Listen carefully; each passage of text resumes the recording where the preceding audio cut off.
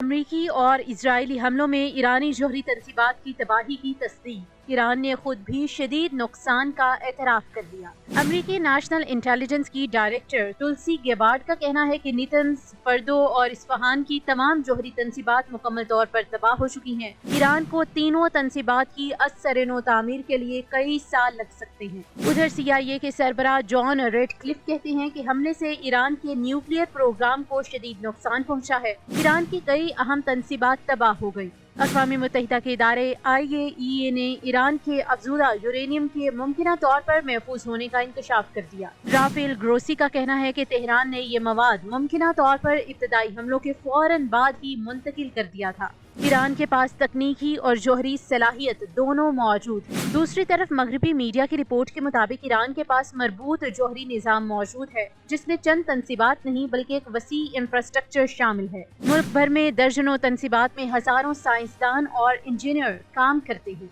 एक अंदाजे के मुताबिक रवां साल मई तक ईरान के पास 408 किलो से जायद अफजूदा यूरेनियम मौजूद थी, जो 60% तक अफजूदा है।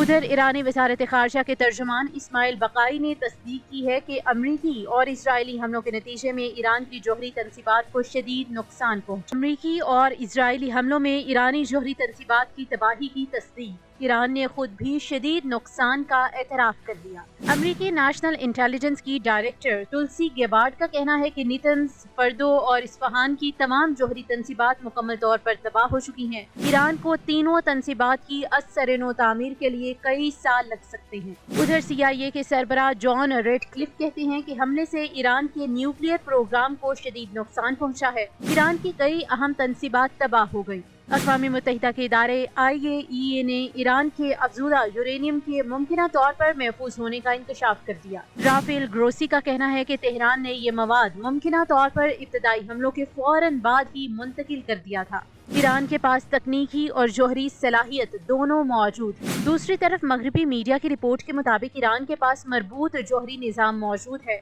जिसमें चंद तंसीबात नहीं बल्कि एक वसी इंफ्रास्ट्रक्चर शामिल है। मुल्क भर में दर्जनों तंसीबात में हजारों साइंसदान और इंजीनियर काम करते हैं।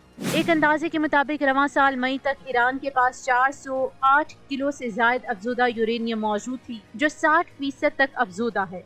उधर ईरानी वजारत खारजा के तर्जुमान इस्माइल बकाई ने तस्दीक की है कि अमरीकी और इजरायली हमलों के नतीजे में ईरान की जौहरी तंसीबात को शदीद नुकसान पहुंचा। अमरीकी और इजरायली हमलों में ईरानी जौहरी तंसीबात की तबाही की तस्दीक। ईरान ने खुद भी शदीद नुकसान का एतराफ़ कर लिया। अमरीकी नेशनल इंटेलिजेंस की डायरेक्टर तुलसी गेबार्ड का कहना है कि नेतन्स, फर्दो और इस्फहान की तमाम जौहरी तंसीबात मुकम्मल तौर पर तबाह हो चुकी हैं। ईरान को तीनों तंसीबात की असर-ए-नो तामीर के लिए कई साल लग सकते हैं। उधर CIA के सरबराह जॉन रेडक्लिफ कहते हैं कि हमले से ईरान के न्यूक्लियर प्रोग्राम को शदीद नुकसान पहुंचा है। ईरान की कई अहम तंसीबात तबाह हो गई। अक़वाम मुत्तहिदा के इदारे IAEA ने ईरान के अफज़ूदा यूरेनियम के मुमकिना तौर पर महफूज होने का इंकशाफ कर दिया। राफेल ग्रोसी का कहना है कि तेहरान ने ये मवाद मुमकिना तौर पर इब्तदाई हमलों के फौरन बाद ही मुंतकिल कर दिया था। ईरान के पास तकनीकी और जौहरी सलाहियत दोनों मौजूद